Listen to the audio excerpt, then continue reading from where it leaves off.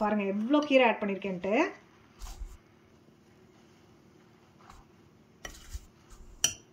மூடிட்டு ஃப்ளேம்லேருந்து நகர்த்தி வச்சு ஓப்பன் பண்ணி இந்த மாதிரி நம்ம கிளறி விட்டோம்னா கொஞ்சம் வந்து அது வந்து தெரிக்காது. ஸோ இப்போ இதை நல்லா கிளறி விட்டுட்டு நம்ம இதை மூடி வச்சிடலாம். ஒரு 15-20 மினிட்ஸ் நம்ம அடை பண்ணி முடிக்கிற வரைக்குமே இது அப்படியே சிம்மில் வந்து கொதிச்சுக்கிட்டே இருந்ததுன்னா இந்த சட்னி வந்து நல்லா டேஸ்ட்டாக இருக்கும். ஏன் நம்ம தட்டிக்கலாம்.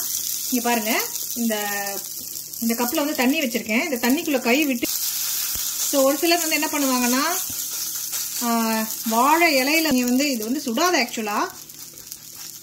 ஏன்னா நம்ம மாவு இங்கே தடியாக இருக்கிறதுனால எதுவுமே சுடாது. பயப்படுறவங்க அந்த மாதிரி செய்யலாம். வாழை இலை இல்லைன்னா ஒரு பிளாஸ்டிக் பேப்பர் வச்சு கூட இந்த மாதிரி ஒரு கிண்ணத்தில் தண்ணி வச்சுட்டு அந்த தண்ணியை தொட்டுட்டு இந்த அடை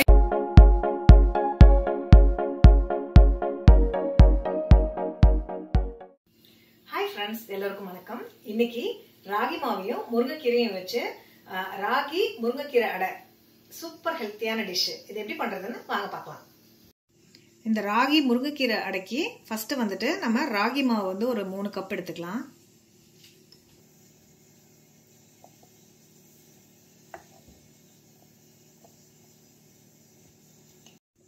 இப்போ அந்த ராகி மாவில் நம்ம ஒரு 1/2 இன்ச்சு இஞ்சி வந்து இந்த மாதிரி பொடியாக கட் பண்ணி வச்சுருக்கேன், அதை ஆட் பண்ணிக்கிறேன். அதுக்கப்புறம் பார்த்தீங்கன்னா ஒரு 20 to 25 சின்ன வெங்காயம் வந்து இந்த மாதிரி கட் பண்ணி வச்சுருக்கேன், அதையும் ஆட் பண்ணிக்கலாம். அதுக்கப்புறம் பார்த்தீங்கன்னா 1 டீஸ்பூன் ஜீரகம், 2 டீஸ்பூன் மிளகாத்தூள், இதுக்கு பதிலாக நீங்கள் வந்துட்டு பச்சை மிளகாயும் ஆட் பண்ணிக்கலாம். அதுக்கப்புறம் கொஞ்சம் உப்பு. ஸோ இது எல்லாத்தையும் நம்ம இந்த மாவில் இப்போ சேர்த்துக்கலாம். ஸோ ஃபஸ்ட்டு இஞ்சி சேர்க்குறேன். அதுக்கப்புறம் வெங்காயம்,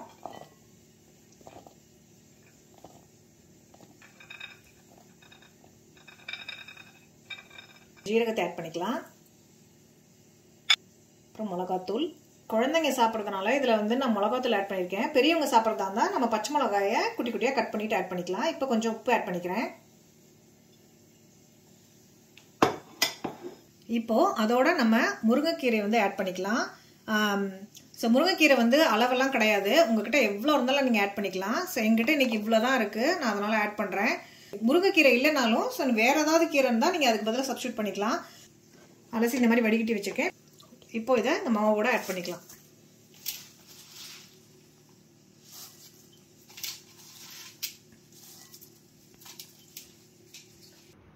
ஸோ இப்போ இதில் நம்ம தண்ணி ஆட் பண்ணிவிட்டு மிக்ஸ் பண்ணிக்கலாம்.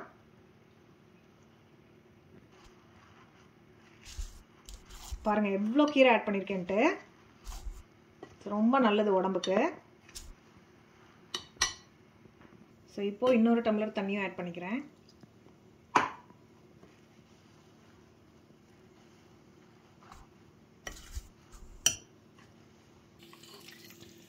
ஸோ இப்போ பாருங்கள் நல்லா மிக்ஸ் பண்ணிட்டேன்.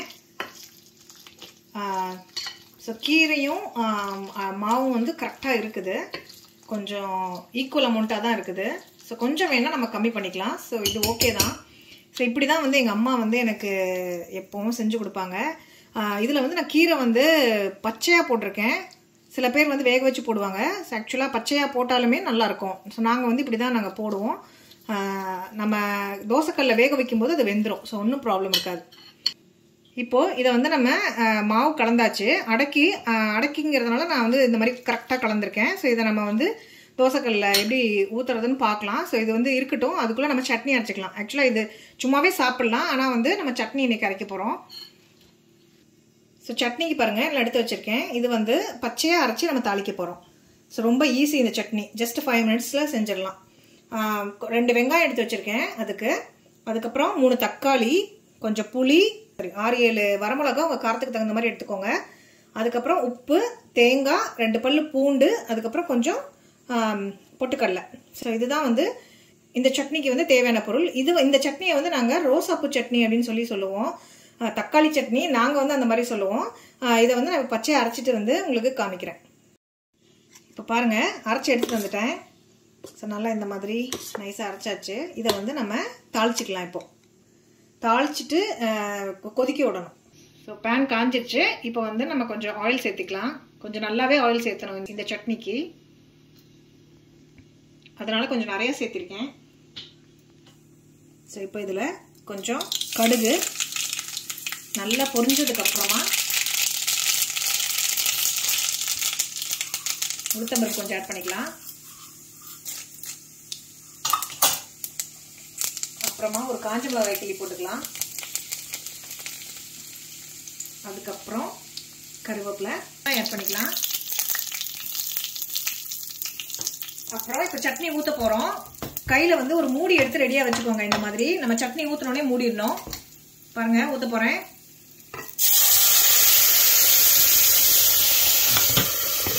டக்குன்னு மூடிடுங்க, இல்லைன்னா மேலே தெரிச்சிடும்.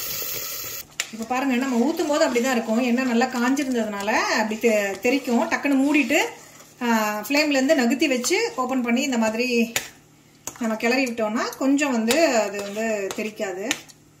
ஸோ இப்போ இதை நல்லா கிளறி விட்டுட்டு நம்ம இதை மூடி வச்சிடலாம். ஒரு 15-20 மினிட்ஸ் நம்ம அடை பண்ணி முடிக்கிற வரைக்குமே இது அப்படியே சிம்மில் வந்து கொதிச்சுக்கிட்டே இருந்ததுன்னா இந்த சட்னி வந்து நல்லா டேஸ்ட்டாக இருக்கும்.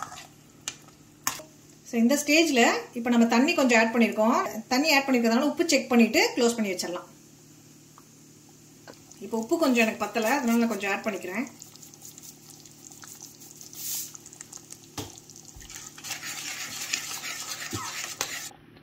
இப்போ இதை மூடி வச்சிடலாம், நல்லா கொதிக்கட்டும். ஸோ பேனில் ஃபஸ்ட்டு இந்த மாதிரி கொஞ்சம் ஆயில் தடவிட்டு நம்ம வந்து ஒரு கரண்டி மாவு எடுத்து இப்படி வச்சுக்கலாம். ஸோ ஃபஸ்ட்டு நம்ம ஊற்றுற அடை வந்து உப்பு செக் பண்ணுறதுக்காக இந்த மாதிரி ஒரு கரண்டி மட்டும் வச்சா போதும். சின்ன அடையாக நம்ம தட்டிக்கலாம். இங்கே பாருங்கள், இந்த கப்பில் வந்து தண்ணி வச்சுருக்கேன். இந்த தண்ணிக்குள்ளே கை விட்டு விட்டு இந்த தண்ணியை வச்சு இதை வந்து அப்படியே ப்ரெஸ் பண்ணி விடணும். இப்படி தான் எங்கள் அம்மா செய்வாங்க. ஸோ ஒரு சிலர் வந்து என்ன பண்ணுவாங்கன்னா வாழை இலையில வந்து இந்த மாதிரி வச்சுட்டு எண்ணெய் தடவி இந்த மாதிரி ப்ரெஸ் பண்ணிவிட்டு அதுக்கப்புறமா கையில் எடுத்து போடுவாங்க. அப்படியும் பண்ணலாம் பிகினர்ஸு. ஸோ நீங்கள் வந்து இது வந்து சுடாது ஆக்சுவலாக, ஏன்னா நம்ம மாவு இங்கே தடியாக இருக்கிறதுனால எதுவுமே சுடாது.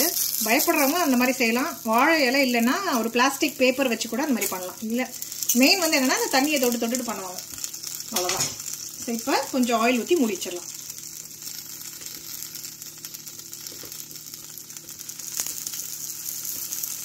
நல்லெண்ணெய் ஊற்றி சுடுங்க, ரொம்ப நல்லது உடம்புக்கு.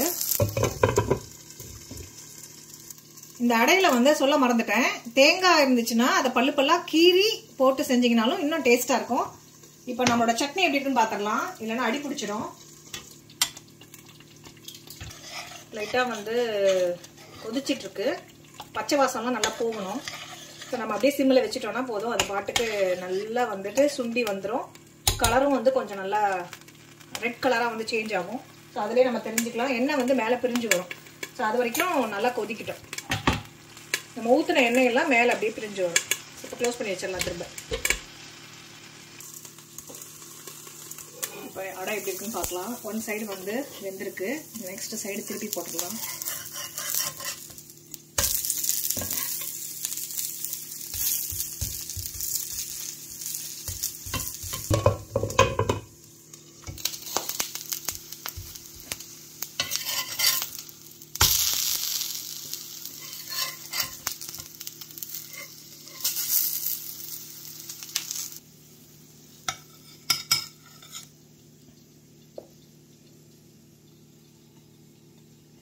ஃபஸ்ட்டு அடை நம்ம ஊற்றி பார்த்தாச்சு, அதில் வந்து உப்பெல்லாம் கரெக்டாக இருக்குது. ஸோ அதனால் இப்போ வந்து நெக்ஸ்ட் அடை ஊற்றிக்கலாம். ஒரு 2 கரண்டி மாவு ஊற்றிட்டு இந்த மாதிரி ஒரு கிண்ணத்தில் தண்ணி வச்சுட்டு அந்த தண்ணியை தொட்டுட்டு இந்த அடையை வந்து நம்ம ப்ரெஸ் பண்ணி விடணும். அந்த மாதிரி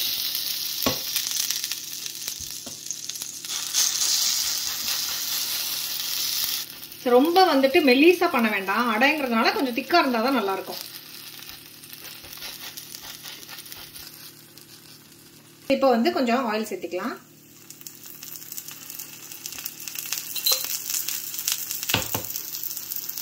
பண்ணிட்டு மீடியம் ஃப்ளேமில் வச்சுட்டு க்ளோஸ் பண்ணிக்கலாம். ஸோ இப்போ நம்ம திருப்பி போட்டுடலாம்.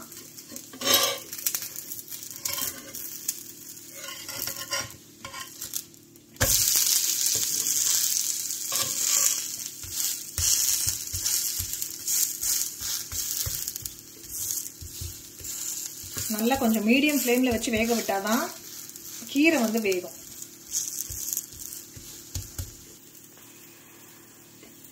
அடையில வந்து 2 அடை சாப்பிட்டாலே போதும், வயிறு ஃபுல்லாயிடும்.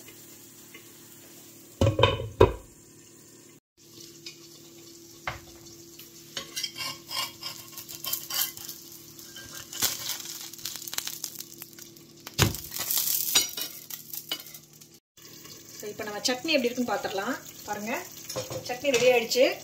ஸோ நல்ல சூப்பராக எண்ணெய் பிரிஞ்சு வந்திருக்கு. ஸோ இப்போ நம்ம வந்து இந்த சட்னியை ஆஃப் பண்ணிடலாம். அவ்வளோதான், சூப்பரான ரோசாப்பூ சட்னி ரெடி. இப்போ நம்ம அடையை வந்து சர்வ் பண்ணிடலாம். ராகி முருங்கைக்கீரை அடையும் ரோஜாப்பூ சட்னியும் சூப்பராக ரெடி ஆயிடுச்சு. இந்த ஹெல்த்தியான ராகி முருங்கைக்கீரை அடைய எப்படி செய்யறதுன்னு பாத்தீங்களா? நீங்களும் செஞ்சு பாருங்க. இந்த வீடியோ பிடிச்சிருக்குன்னு தோணுச்சுன்னா இந்த வீடியோக்கு ஒரு லைக் கொடுங்க. அடுத்து ஒரு இன்ட்ரெஸ்டிங்கான வீடியோவில் மீட் பண்ணுவோம். தேங்க்யூ, பாய்.